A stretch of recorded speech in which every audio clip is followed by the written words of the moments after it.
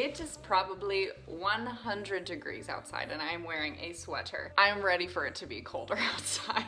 It's so hot in Tennessee. Hello everyone and welcome back. If you're new here, who am I? I don't know. I'm an M1 at Vanderbilt Medical School, and today I want to talk about something a little bit touchy-feely, which is imposter syndrome for medical students or just in general imposter syndrome. So if you're not familiar with imposter syndrome, I think I have a podcast episode on this. I will link it down below. But imposter syndrome is basically where you feel like perhaps when they were viewing your application or like letting people into the school, they accidentally let your application slip by. Or if you got in off the wait list, I know this is something that my friends who were waitlisted and got in, they don't actually want me to be here, but I'm here now, and it's just like because they had an extra spot and they don't really want me and I'm just like not good enough to be here. Those are the kinds of thoughts that go through your mind when you have imposter syndrome, and I can tell you that because I have imposter syndrome. I have had it before in other settings, but in medical school, I think it's very common. Every doctor that I've talked to in the medical school has said, like, you're gonna feel it, and if you don't feel it, I'm worried about you. Like having empathy for other people.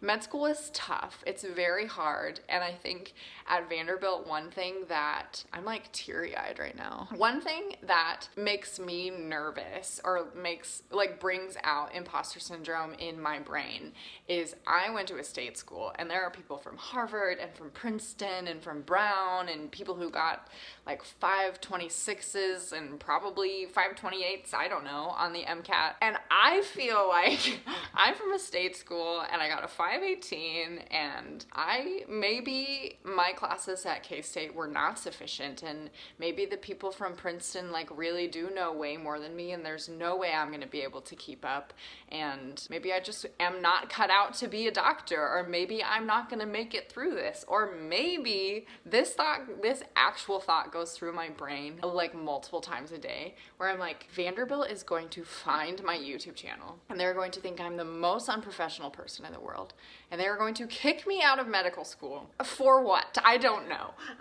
But stuff like that, or I think it's almost like paranoia. I don't know. I feel like the professors and the doctors who are leading our courses or leading our CBL groups, I've like felt like, oh, they're evaluating me, and if I like show any personality in this class, I'm gonna get like kicked out, or they're gonna think I'm not professional, and that is not true. That is not true at all. I don't want you to think that that's how Vanderbilt or any medical school operates, but those are the thoughts in my brain. I don't know how to solve it, but I think what's helpful for me is recognizing, number one, this is imposter syndrome. This is not true. I am at Vanderbilt because I got into Vanderbilt. There's a lot of places along the way that they will check to make sure that you don't accidentally get in somewhere. For some reason, they chose me to be here, and I have accomplished things in my life that may have helped me get in here, and it's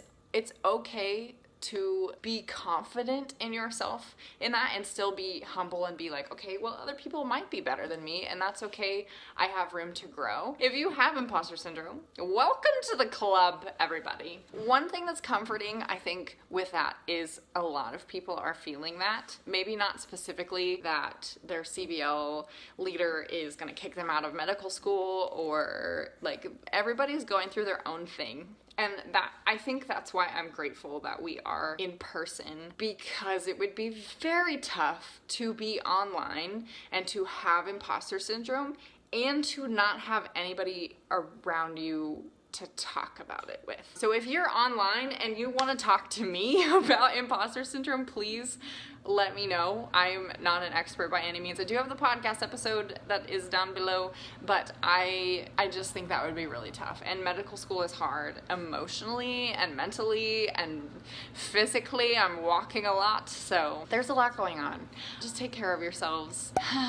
Med school's tough. I'll say it once, I'll say it again. It's very difficult. I'm in my feels. It's only the 4th week, and I'm already like, 48 weeks 48 more weeks and we're through basic science, and then we can move on to clinical stuff. I can make it through 48 weeks. The last 4 have been tough, but not unmanageably tough. I've had so much fun, and I feel like I have balance, which is strange. That's a new thing for me. I have friends, and I have balance, and I'm working out, and I'm eating, and I'm sleeping. There's just a lot to do. And I think my goal for myself and my goal for everybody in medical school is to learn how to balance and to discern what is important, and to be confident in one's ability to grow and to learn.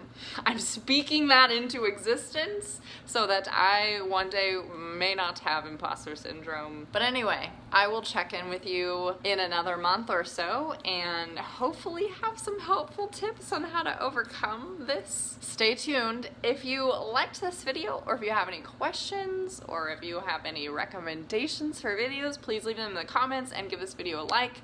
If you're new here and you'd like to follow along with my medical school journey, be sure to subscribe. Lots of cool things coming up in the future, and I'm so glad that you're here. So I will see you next time. Bye!